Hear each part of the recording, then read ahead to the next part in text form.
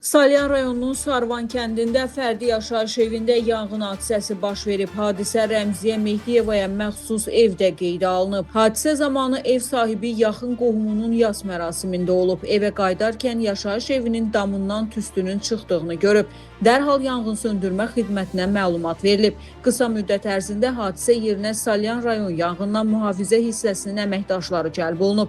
Yanğının daha geniş əraziyə yayılmasının qarşısı alınıb və alov söndürülüb. Biz hücrədə olan vaxtı gəldik, gördük ki, evimiz yanıb. 180 kvadratlı evdir, 25 kvadratlı yanıb kül oldu. Yanıb, taxtalar yanıb, şifrlər dağıdıb, şifrləri qalmışlar, yanıb şifr. Hüzurdan gələndə evdən tüstü çıxırdı. Mən də qışqırdım, babam qonşumu çağırdı. Allah köpüsün gəldilər, yanıb söndürəni zəng elədi. Gəldilər, qədər köməkləri olsa da yenə də düşdük ziyana. Çox miqdarda ziyana düşdük. Şifri də, taxtaları da, ev üzü də taxtaydı, hamısı yanıb.